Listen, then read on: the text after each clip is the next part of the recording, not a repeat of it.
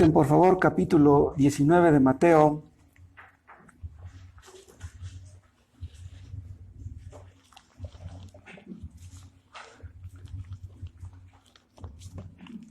¿Se acuerdan ustedes que el joven rico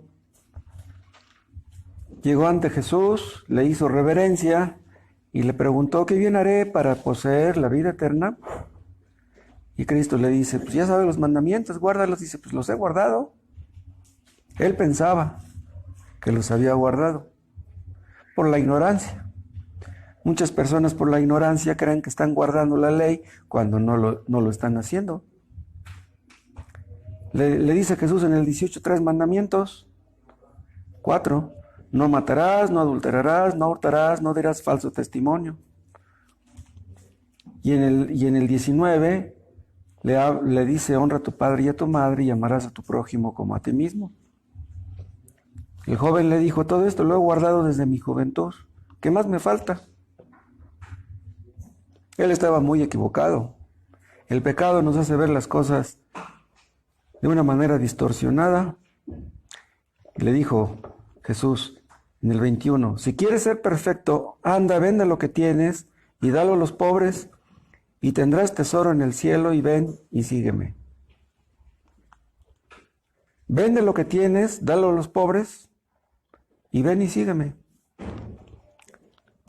O sea, si tú crees que realmente estás guardando los mandamientos, pues obedéceme. Haz lo que yo te digo. Si tú crees que yo soy un maestro bueno, entonces obedéceme. Pero ¿qué pasó? En el 22 dice: oyendo el joven esta palabra, se fue triste porque tenía muchas posesiones. Vean, él creía que amaba a Dios, pero amaba más su dinero que a Dios. Esa es la idolatría. Ninguna persona que ama más su dinero que a Dios y muere así puede ser salva. Entonces Jesús dijo a sus discípulos, en el 22 vemos que el joven se fue triste.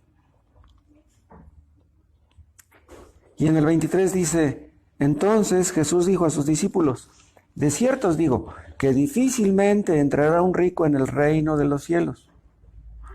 Otra vez os digo que es más fácil pasar un camello por el ojo de una aguja que entrar un rico en el reino de Dios. Sus discípulos, oyendo esto, se asombraron en gran manera, diciendo: ¿quién pues podrá ser salvo? Estos discípulos creían que este joven rico era un gran candidato para la salvación. Era joven, era rico. Como tenía mucha vida por delante, podría servir a Dios. Y como tenía mucho dinero, pues podría usar su dinero para servir a Dios. Además era un hombre decente. Era un buen muchacho. Entonces ellos pensaban: este va a ser usado por Dios. ¿Cuál va siendo su sorpresa? Que se fue triste. No quiso seguir a Cristo. Entonces se espantaron, se asombraron los discípulos. Si este no es salvo, entonces ¿quién?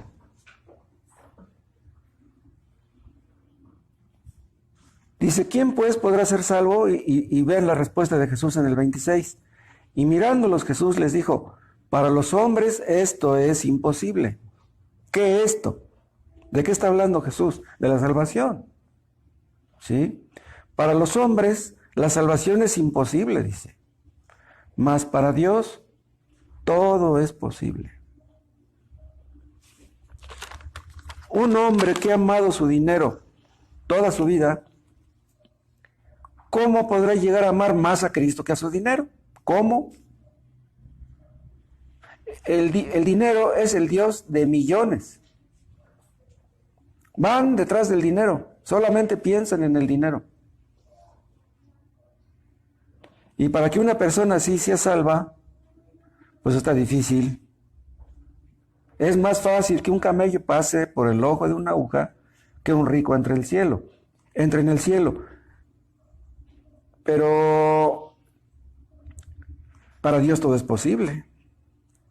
Dios todo lo puede hacer.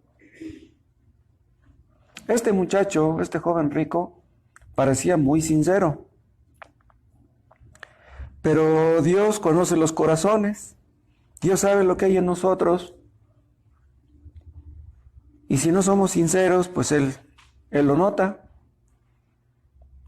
Y esto no nos sorprende porque nosotros también hemos visto a muchos que se van. Se han ido por diferentes motivos. Pero en la mayoría de los casos, las personas que se van porque aman más al mundo que a Dios, las cosas de este mundo. Entonces, dicen los discípulos, si este joven que tenía todo para ser salvo no lo fue, entonces ¿quién podrá ser salvo? Ellos no pensaban que la salvación fuera algo tan difícil. Vean, nosotros predicamos, enseñamos, creemos que la salvación es por gracia. Pero el hecho de que la salvación sea por gracia no quiere decir que la salvación sea fácil. O sea, no creemos en una gracia barata. La salvación es muy difícil. La salvación es difícil para los hombres. Vean, no es difícil, es imposible. O sea, es humanamente imposible que una persona sea salva simplemente porque ella quiere serlo. Nuestra salvación no depende de nosotros, no es del que quiere ni del que corre, sino de Dios que tiene misericordia. La salvación es por gracia. ¿Qué quiere decir eso? Que nadie la merece. Nadie jamás podrá merecer la salvación. Pero el hecho de que sea por gracia no quiere decir que sea fácil. Para el joven rico era imposible la salvación, pero para cualquier persona es imposible la salvación, sea rico o sea pobre, sea culto o sea ignorante. Para todos es imposible. ¿Se acuerdan ustedes que un gran pez tragó a Jonás? Estando en el vientre del gran pez, él oró. O sea, ya estando en el vientre del gran pez, él reconoció su error. Y se atrevió a orar aún ahí. ¿Y recuerdan qué fue lo que le dijo a Dios? Le dijo, la salvación pertenece a Jehová. Dice, cumpliré lo que prometí. ¿Qué es lo que Jonás había prometido? Obedecer a Dios, servir a Dios. Esa es una promesa implícita, cuando menos, que está en todos los creyentes. En el momento que le entregamos a Dios nuestro corazón, nuestra vida, le decimos, Señor, yo voy a hacer lo que tú me digas. Yo voy a hacer tu voluntad. De aquí en adelante ya no voy a vivir para mí mismo, voy a vivir para servirte. Pues ese compromiso lo adquirió Jonás cuando fue convertido, cuando Dios lo llamó al ministerio profético. Entonces, cuando oró en el vientre del gran pez, Dios ordenó al gran pez que lo echara en la playa, y entonces fue a cumplir lo que él había prometido. Pero vean lo que dijo, la salvación pertenece a Jehová. Vean, ¿pero qué implica la palabra salvación? Vean, esta palabra se refería no solamente a la salvación física de Jonás, que él podía ser librado de la muerte ahí en el vientre del gran pez. La salvación física, la salvación del alma, la salvación de cualquier enfermedad, ¿sí?, es de Jehová. Si tú estás gravemente enfermo, si Dios quiere sanarte, te sana. Incluso si no tuvieras para medicamentos, Dios puede hacer que tú sanes con una aspirina, si Él quiere. Pero si no quiere que sanes, aunque gastes en los mejores médicos, no vas a sanar.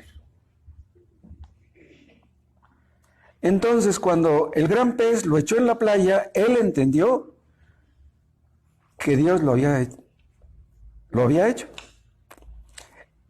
Él no creía que los de Nínive pudieran ser salvos, por eso no había querido ir allá.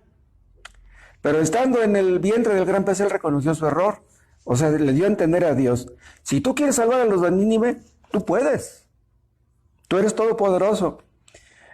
Los judíos odiaban a los de Nínive, eran hombres malvados. Pero ya en el vientre del gran pez, Jonás entendió que Dios salva al que quiere. Él puede salvar al que Él guste. Entonces, cualquier tipo de salvación es de Jehová. Si Jonás ya estaba en el vientre del gran pez, díganme ustedes, ¿qué posibilidad había de que saliera con vida? Según Jonás, no había ninguna posibilidad de que los de Nínive fueran salvos. Pero Dios puede salvar a cualquiera, incluso a un hombre rico. Un hombre que ama su dinero, ¿no puede hacer Dios que deje de amarlo? ¿No puede hacer eso Dios? Una persona que ha nacido de nuevo tiene que demostrar que ama más a Dios que a su dinero. Un rico puede ser convertido. ¿Y cómo lo demostrará? Amando más a Dios que a su dinero. Pero la salvación es imposible para los hombres. Repito, sean ricos o sean pobres. La salvación no es más fácil para los pobres que para los ricos. La salvación, pues, es enteramente de Dios. Vean, muchos creen que van a ser salvos haciendo esto, haciendo lo otro. Dicen, ya dejé un pecado X, ahora voy detrás de otro. Y ya cuando yo logre vencer X pecado, y luego aquel otro, y luego aquel otro, a lo mejor Dios me da la salvación. No, las cosas no son así. Dios no está esperando que podamos vencer nuestro pecado para poder darnos la salvación. Vean, la salvación es un regalo. La salvación es un don. Si Dios nos fuera a dar la salvación porque vencemos un pecado, entonces mereceríamos la salvación. Señor, ¿no estás viendo que ya no he pecado? ¿No estás viendo que ya soy diferente? ¿No estás viendo que estoy progresando? Tienes que darme la salvación. No. La salvación no es por algo que hagamos nosotros. Hay iglesias donde hacen mucho énfasis en el evangelismo. Y son iglesias que parecen hormigueros. Unos hacen una cosa, otros hacen otra. Unos reparten folletos, otros organizan campañas, conciertos, células, visitas. Cada quien hace algo porque les hacen creer que haciendo algo Dios les va a dar la salvación. Eso es completamente falso. Existen iglesias donde bautizan a la gente por montones. El domingo próximo vamos a bautizar a 30. ¡Wow! Como si fueran enchiladas. Existen iglesias donde hacen mucho énfasis en las células. Ustedes saben lo que es una célula. Son reuniones que se hacen en una casa y los dueños de la casa pues invitan a los vecinos a hacer una oración. Va a haber una plática. Entonces, las personas que supuestamente se convierten en una célula, luego las llevan a la iglesia. Entonces, en una casa hay una célula, en otra hay otra célula. Entonces, tantas células jalan mucha gente, las iglesias crecen. La Biblia no nos habla de células, no menciona eso. ¿Es malo que un cristiano haga reuniones en su casa y que invite a los vecinos? No, no tiene nada de malo. Si tú invitas a tus vecinos y te escuchan, les explicas un texto, pues qué bueno. Pero el problema de esas células que yo les menciono, ¿saben cuál es? No son las células en sí, es lo que enseñan en las células. ¿Sí? Porque, pues, ¿de qué sirve que haya 20 células y en todas enseñan cosas equivocadas?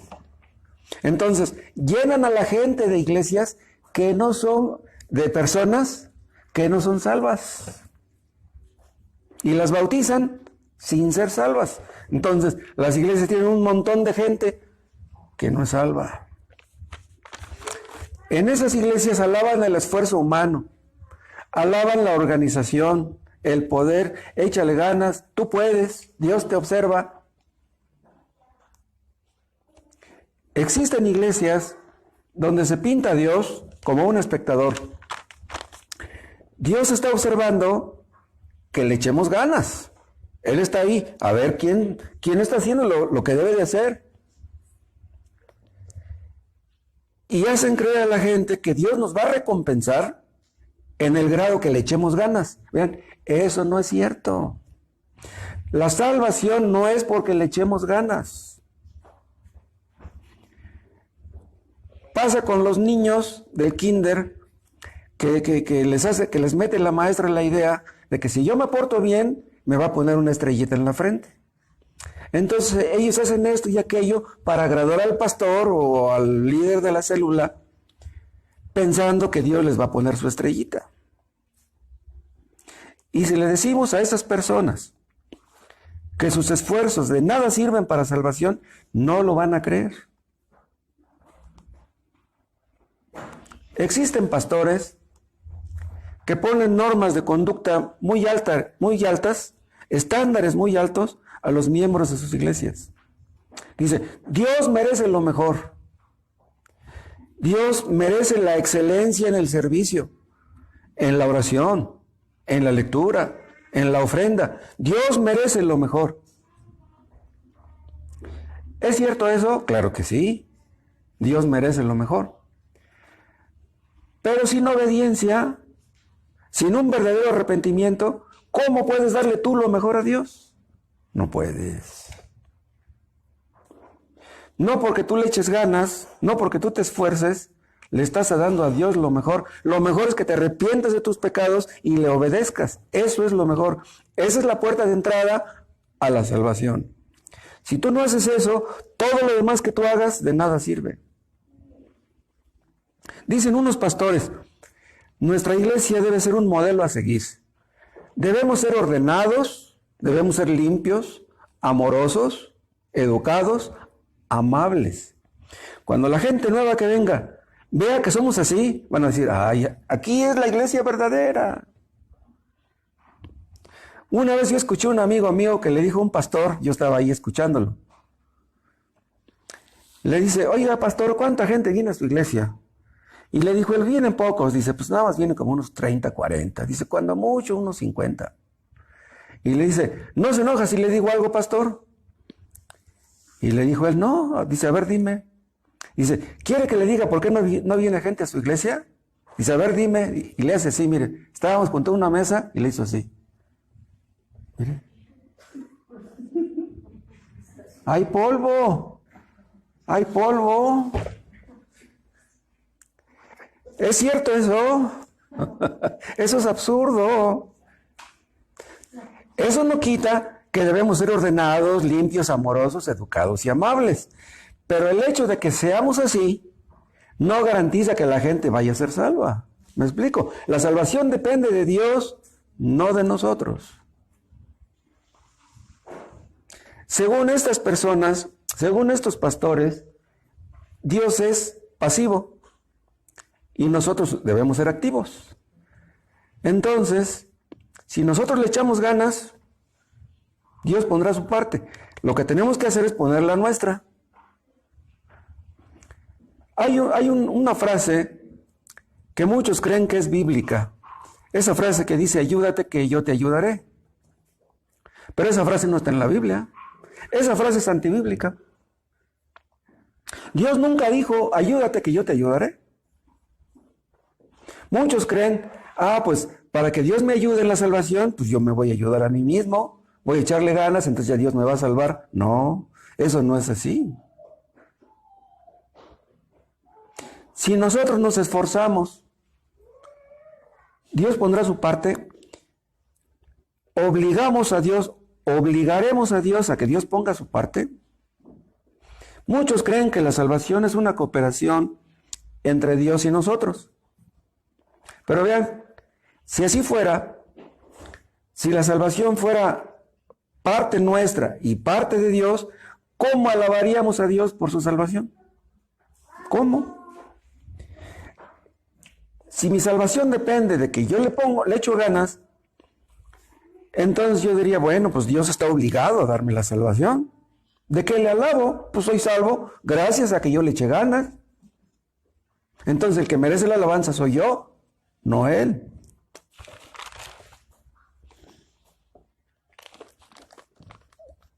Un trabajador le echa ganas en su trabajo pues lo van ascendiendo. Al rato ya es supervisor, al rato ya es gerente, al rato a lo mejor es el dueño de la empresa. Pero así no es la iglesia. Así no es el crecimiento espiritual de la gente. Si la salvación fuera porque somos esforzados, Dios estaría obligado a darnos la salvación. Si un patrón le da su sueldo al trabajador y el trabajador le dice a su patrón, gracias patrón, porque me dio usted mi sueldo, ¿le da las gracias? No. ¿Por qué? ¿Lo merezco? Estoy trabajando, merezco mi sueldo. ¿Qué tengo yo que estarle dando gracias a mi patrón?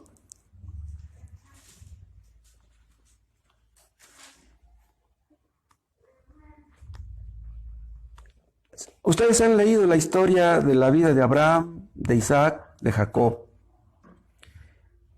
Y recordarán que cada vez que Dios les revelaba algo, cada vez que Dios los iluminaba para entender algo, ellos le construían altares o monumentos. Y eso es algo que todos debemos hacer. ¿Cuándo? ¿En qué circunstancias?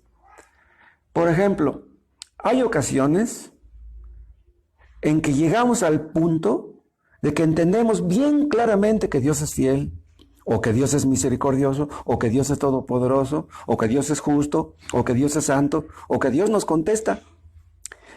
En esos momentos, ¿qué debemos hacer? Pues alabar a Dios. Vamos creciendo en el conocimiento de Dios cada día. Y cada vez que crecemos, le damos gracias. Vean, si Dios no se diera a conocer a nosotros, nadie le conocería. Hay personas que leen la Biblia y no entienden nada. No entienden nada. Oran y Dios no los escucha. Si Dios no se revela, nadie lo conoce. Dios es un extraño, es un desconocido para millones de personas. Dios quiso revelarse al hombre. Dios envió a Cristo.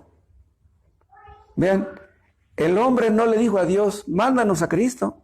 No, el Padre envió al Hijo. ¿Me explico? Dios se ha revelado al hombre. Los israelitas estaban esclavos en Egipto. Llegó el momento en que los israelitas clamaron a Dios y Dios les mandó un libertador, a Moisés. Pero si no hubieran clamado, no les hubiera mandado el libertador. ¿Pero por qué clamaron? Porque Dios endureció el corazón de Faraón para que trataran mal a los egipcios. O sea, Dios los obligó a clamar y cuando clamaron, Dios les mandó al libertador. ¿Entienden?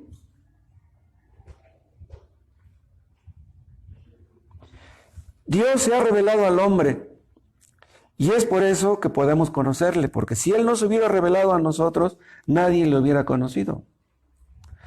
Dios no está esperando a que nosotros hagamos algo para que seamos salvos. Una persona puede caer en el error de decir, creo que todavía no soy salvo. Algo me ha de faltar. ¿Qué me faltará? A lo mejor te falta todo. A lo mejor te falta todo y tú crees que te falta algo. Imagínense que Dios estuviera observándonos y que dijera, ese ya evangelizó a toda su colonia. Ya repartió folletos en toda su colonia, ¿se merece la salvación? No. Nadie puede merecer la vida eterna. El perdón de los pecados, la salvación, es un regalo. Es increíble, pero así es. Entonces, Dios no es un Dios pasivo. Dios es un Dios activo. Dios no solamente está dispuesto a recibirnos, sino que vino al mundo a buscarnos. Cristo vino al mundo a buscarnos. Nadie lo buscaba a Él. Él vino a buscarnos. Él vino a buscar la oveja perdida. No piensen ustedes que debemos persuadir a Dios para que nos perdone. Señor, ya no soy el mismo de antes. Ya no he dicho malas palabras. Ya tiene 3 meses que no fumo. Ya creo que ya merezco la salvación.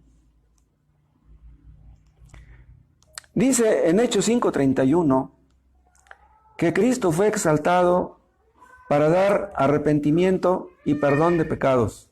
Vean lo que dice ese texto. Ese texto es muy importante. Cristo fue exaltado para dar arrepentimiento y perdón de pecados.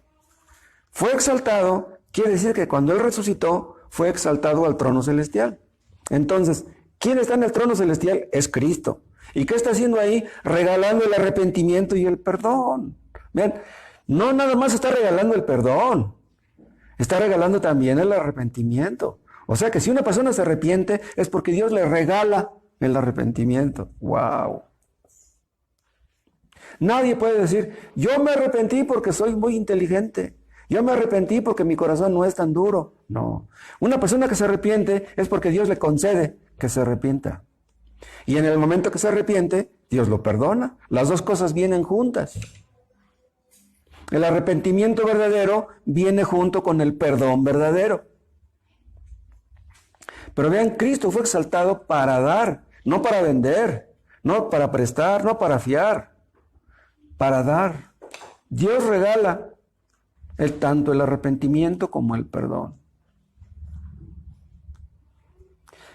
Entonces, de ahí derivamos esta idea de que Dios puede salvar a cualquier persona. Nada es imposible para Dios. Vean cómo dice el 19:26 de Mateo. Y mirándolos Jesús les dijo, para los hombres esto es imposible, mas para Dios todo es posible. Yo les mencioné a Abraham hace rato.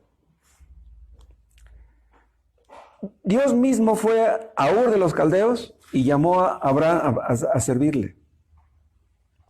¿Pero Abraham andaba buscando a Dios? No. Dios fue a buscar a Abraham.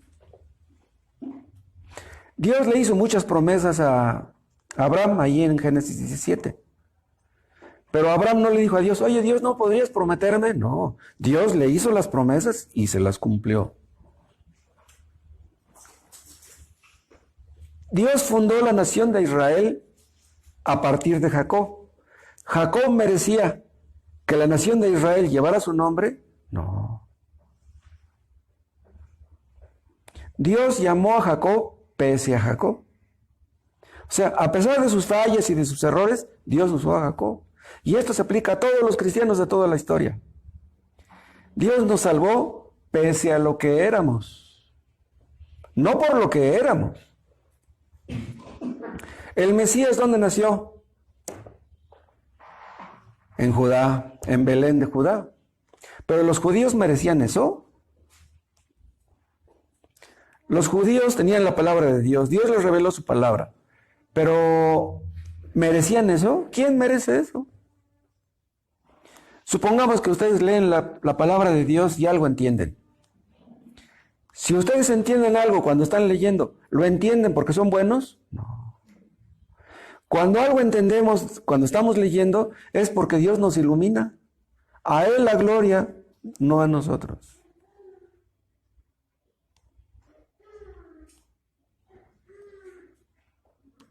Cristo vino al mundo cuando los judíos estaban en su peor apostasía de la historia. Desde Nehemías hasta que Cristo vino pasaron 400 años. 400 años de apostasía. Esa fue más grande que los de tiempos de Elías. Los judíos de tiempos de Cristo andaban buscando al Mesías, ¿no? Nació el Mesías y ni se enteraron. Cristo vino al mundo no porque los judíos se estaban portando bien. Ahora, Dios envió a su Hijo al mundo y nos pidió nuestra opinión. Oigan, pues yo los veo muy necesitados, los veo muy mal. ¿Ustedes qué opinan? ¿Qué les parece si les envío al Mesías? Cristo mandó al Mesías cuando Él quiso. Cristo vivió una vida santa. Hizo milagros como nadie. Murió y resucitó. Dios lo hizo todo. ¿Qué hicimos nosotros? No hicimos nada. El día de Pentecostés, 3,000 judíos fueron salvos.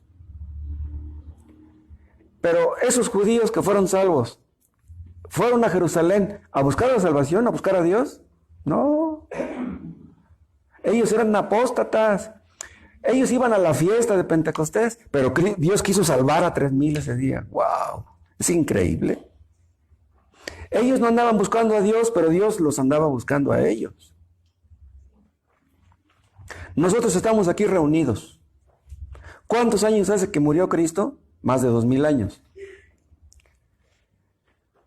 ¿Cómo es posible que después de más de 2,000 años todavía hay gente que alaba a Cristo? Nosotros creemos en un Dios que no vemos. Oramos a un Dios que no vemos. Creemos en un cielo y en un infierno que no hemos visto. ¿Cómo es eso? Vean, Dios vino al mundo y así hizo posible que fuéramos salvos. Pero los que creen en la salvación por obras están tratando de construir una escalera que los lleve a Dios. Ellos piensan que cada buena obra que hacen es como un peldaño. Ya va creciendo mi escalera, ya falta poco para que llegue a Dios. ¿Se acuerdan que cuando Jacob durmió, soñó una escalera que estaba apoyada en la tierra y que tocaba el cielo? ¿Saben quién es esa escalera? Pues es Cristo. ¿Por qué es una escalera que toca la tierra y que llega hasta el cielo? Porque Cristo es hombre y es Dios. La parte baja está en la tierra y la parte alta está en el cielo. Cristo es nuestra escalera. Pero vean, esa escalera no empezó de arriba para abajo. ¿Entienden? Esa no es una escalera que empiece de abajo para arriba. Empezó desde arriba para abajo. Cristo es nuestro intermediario. El único mediador, el único intermediario. El único que es Dios y hombre al mismo tiempo. Si nosotros existimos aquí como una iglesia, es porque Dios quiso que existiéramos. Si Cristo no hubiera venido al mundo, nosotros nunca hubiéramos podido ser salvos. De tal manera amó Dios al mundo que ha dado a su Hijo unigénito. Lo ha dado, no lo ha vendido.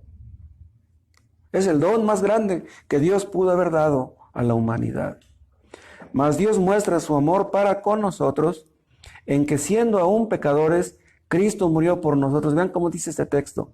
En que siendo aún pecadores, Cristo murió por nosotros. Cristo murió por nosotros no porque éramos buenos. Si ustedes entienden que son pecadores, si ustedes entienden que mucho han ofendido a Dios, ustedes entienden mucho. ¿Saben una cosa? Si Dios hubiera querido aplastarnos como a gusanos, lo hubiera hecho y nadie hubiera dicho nada. Pero envió a su Hijo amado a morir por pecadores. ¿Cómo pueden ustedes entender eso? La salvación es algo maravilloso. La salvación es algo increíble. La salvación es algo sobrenatural. Es un milagro que una persona llegue a ser salvo. Uno solo. Vean el caso de Saulo de Tarso. ¿Cuántas posibilidades había de que Saulo de Tarso llegara a ser salvo? Si un profeta se le hubiera acercado a Saulo y le hubiera dicho, oye, Dios me reveló que tú un día vas a ser cristiano, Saulo de Tarso hubiera pegado una carcajada.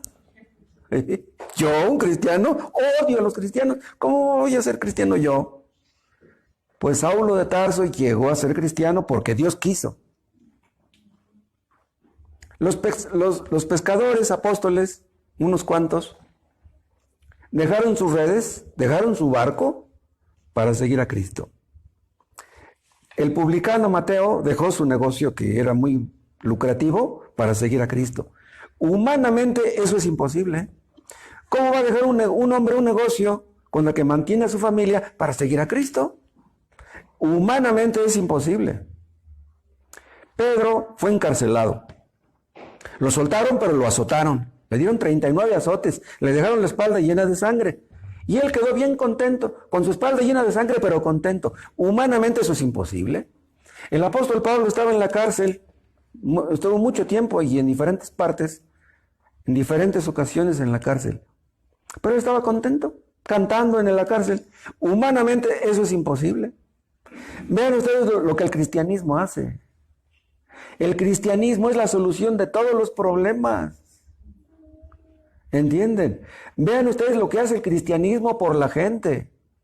El cristianismo, Cristo puede hacer que un hombre que está muriéndose en la cama esté cantando a Dios. Que lo están quemando en la hoguera, esté alabando a Dios. Solamente Dios puede hacer eso. Un cristiano es la única persona que puede morir con una sonrisa en los labios. Un ateo no puede. ¿Qué hacen los ateos por sus adeptos? El ateísmo, ¿qué bien hace por la gente?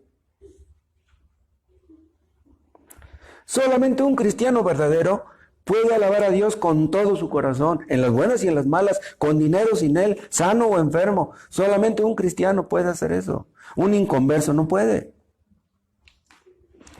Yo les hago una pregunta a ustedes. ¿Entienden ustedes, ya les cayó el 20 de lo que significa ser salvos? Si somos salvos, miraremos a Dios un día. Si somos salvos, estaremos en el cielo para siempre. ¿Entienden ustedes eso? Si ustedes entienden lo que significa ser salvo, tienen que alabar a Dios. Tienen que estar contentos. Los que creen que la salvación es por obras, son dignos de compasión. Pobre gente. Esas pobres personas que llegan a la basílica, se van de rodillas ahí, van caminando, y ya llevan las rodillas con sangre. ¿Cómo pueden pensar que a Dios les guste que tengan sangre en sus rodillas? Hay unos inconversos que se burlan de los cristianos. Está un grupito ahí, y pasa un cristiano y le gritan, aleluya. A mí nunca me han gritado aleluya. Pero si me gritara un grupo de muchachos así, aleluya, ¿saben qué les diría? Yo voltearía y les diría, aleluya. Sí, sí, sí, pues alaben a Dios, pues tenemos que alabar a Dios.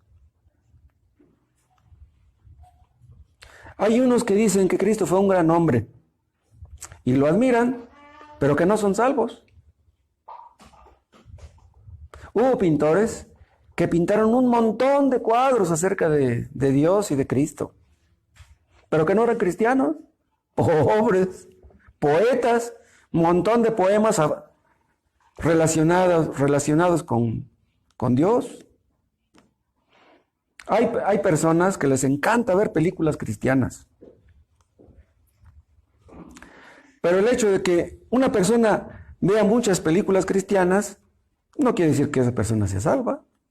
Es que las películas cristianas tienen un buen mensaje, te dejan un buen sabor de boca, pero pues ¿de qué sirve que veas películas cristianas si tú no eres cristiano? Los que van a Iztapalapa a ver las 3 caídas, cuando están clavando ahí al fulano ese, hasta se ponen a llorar. Lloran por las 3 caídas, pero no lloran por ellos que están caídos.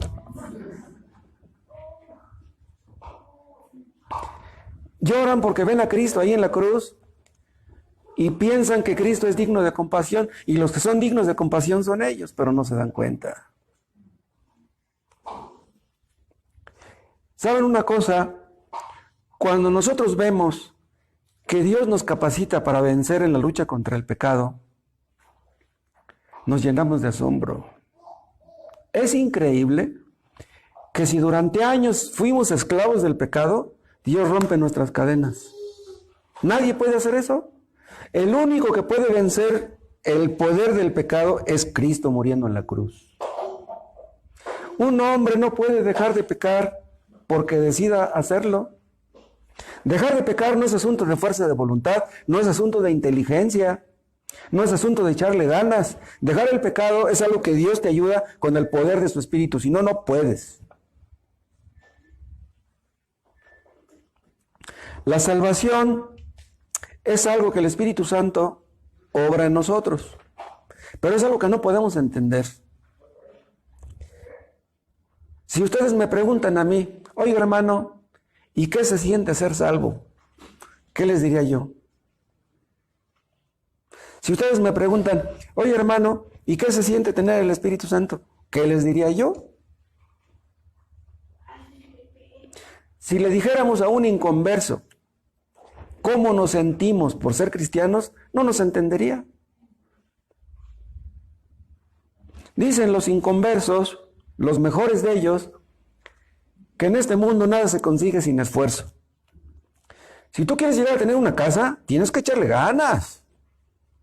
Si tú quieres llegar a tener una empresa, pues no cualquiera llega a tener una empresa. Para que tú llegues a tener algo, tienes que echarle muchas ganas. Esfuérzate, tienes que ser diligente, constante. Y muchos piensan que así es la salvación. Cosa de constancia, de disciplina, etc. Si tú quieres ser salvo, no vas a ser salvo ahí sentado rascándote la barriga. No, échale ganas.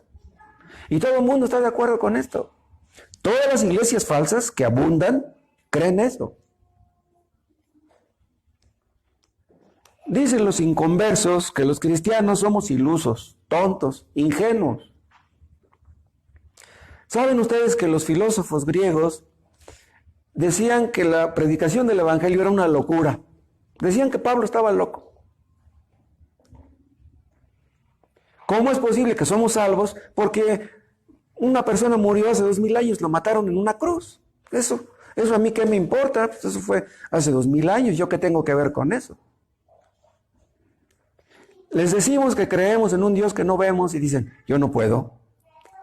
Yo para poder creer en algo, en alguien o en algo tengo que verlo, y por eso tienen que cargar su medalla o su escapulario o su crucifijo, tienen que verlo. Dicen algunos, ¿Jesús nació de una virgen? ¿Cómo una virgen? ¿Una virgen no puede tener hijos? Pues una mujer no tiene relaciones con el hombre, pues ¿cómo va a tener un hijo? Pero María tuvo a Jesús sin tener relaciones con José. Dice, yo no puedo creer eso. Y luego les decimos que Cristo hizo muchos milagros. Y dicen, bueno, pues yo no he visto ninguno. Pues eso dices tú. Dices que resucitó, pero pues yo no he visto que nadie resucite. Para los ateos, el cristianismo en general es una locura. Si les decimos a los inconversos lo que es el nuevo nacimiento, ¿lo entenderán? Ni nosotros lo entendemos. ¿Cómo le explicamos a un inconverso cómo es el nuevo nacimiento?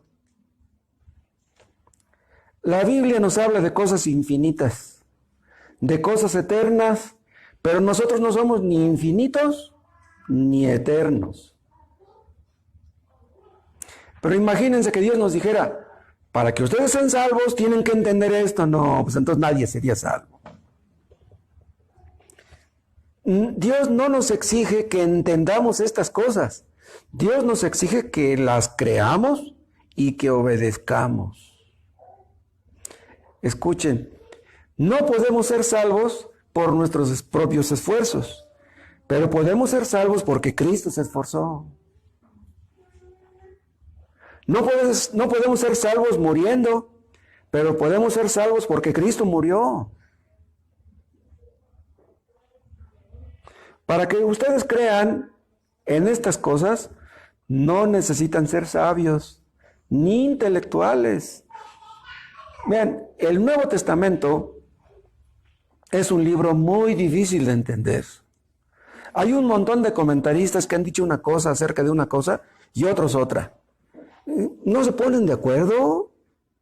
Pues si los comentaristas, que son teólogos, que son expertos, no se ponen de acuerdo, pues ¿qué puedo esperar yo? ¿Saben ustedes a quién se escribió el Nuevo Testamento? ¿Saben a quién se escribió? A gente como ustedes y como yo. A gente sencilla. El Nuevo Testamento no fue escrito para intelectuales. La salvación no es para intelectuales. La salvación es para cualquier persona que quiera creer. Tú quieres creer, tú eres salvo. No quieres creer, estás perdido. Así de fácil. La salvación es imposible para los hombres, pero para Dios todo es posible. El Dios verdadero, el Dios de la Biblia, es un Dios de imposibles. Y vean una cosa, como la salvación es para todos, para ricos y pobres, cultos e ignorantes, hay esperanza para todos. Yo no dudo que aquí hay personas que han pecado mucho, pues por mucho que hayas pecado, Dios te perdonará si vienes a Cristo en arrepentimiento y fe. Nuestra esperanza de salvación es Cristo. Fuera de Cristo no hay salvación para nadie. No hay esperanza de salvación en Confucio, ni en Mahoma, ni en Alá, ni en ninguno de esos. La única esperanza que los hombres tienen está en Cristo. No podemos confiar en nosotros mismos. No debemos confiar en nosotros mismos, pero en Cristo sí. Las buenas noticias del Evangelio son buenas precisamente por eso. Si la salvación fuera dada solamente a los inteligentes, pobre de mí. ¿Qué esperanza habría para mí que solamente estudié en la primaria? ¡Wow! Pero vean una cosa, Cristo puede hacer lo que tú no puedes. Si tú sientes que tu corazón está muy duro, déjame decirte, está más duro de lo que crees. Pero Dios puede ablandarlo porque Él es todopoderoso. ¿Has tratado de orar y sientes que no puedes? Vean, cuando una persona siente que no puede orar, ahí está Dios, que quiere que veas tu pecado. Señor, ¿por qué no puedo orar? ¿Por qué tengo mi corazón tan duro? ¿Por qué no te amo? Debiera amarte. ¿Cómo le hago para amarte? Tú no puedes. Pero Dios todo lo puede. Cristo vino al mundo no para ver si podríamos salvarnos a nosotros mismos. Cristo vino porque sabía que no podíamos salvarnos a nosotros mismos. La salvación se ofrece a todos. Humanamente hablando, Dios quiere que todo el mundo sea salvo.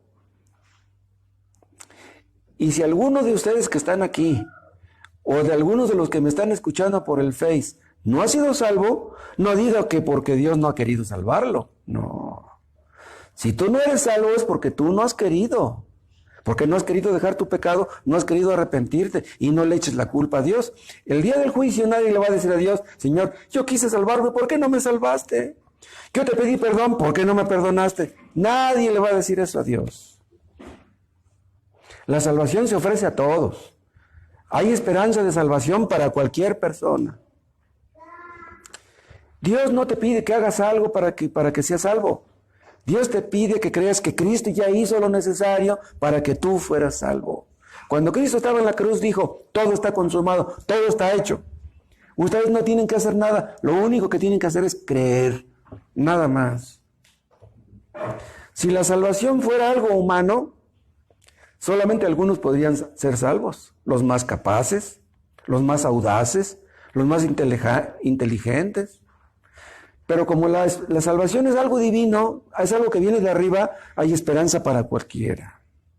Hay esperanza para los ricos y para los pobres, para los cultos y para los ignorantes, para los jóvenes y para los viejos. Es difícil que un joven llegue a ser salvo. ¿Por qué? Porque pues los jóvenes nomás piensan en los amigos, en los estudios, en el dinero, en casarse, en andar de novios. Ellos no pueden pensar en Dios. Y la salvación es imposible para los viejos, porque los viejos dicen, no, pues ya desperdicié mi vida, pues ya qué, pues ya ni modo, pues ya la regué. No, ya no me hablen de eso. Me hubieran hablado cuando era joven, ahora ya de qué me hablan de eso. Dios te puede salvar aunque seas viejo. Cristo resucitó de los muertos, porque para Él todo es posible. Estaba Cristo en la cruz y se burlaban de Él y decían, si es hijo de Dios, pues a ver que se baje de la cruz. Pobres, si Cristo se hubiera bajado de la cruz, pues no hubiera sido salvo nadie. Cristo murió, pero venció la muerte. Por eso resucitó. Y ahí demostró que todo lo puede.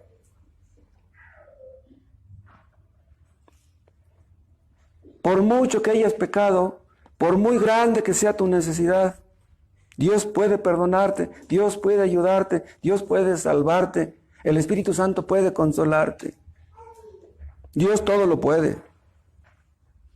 Gracias a Dios por eso. Te damos gracias, Padre, porque tú eres bueno, porque enviaste a tu Hijo amado a morir en la cruz por nuestros pecados. Oh Dios, aumenta nuestra fe acerca de esto. Ayuda, Padre, a los que no han sido salvos a depositar toda su confianza en Cristo. Apartarse de su pecado. Solo tú puedes darles un nuevo corazón para que se refugien en Cristo. Padre, salva a los que no son salvos. Tú Tú los conoces.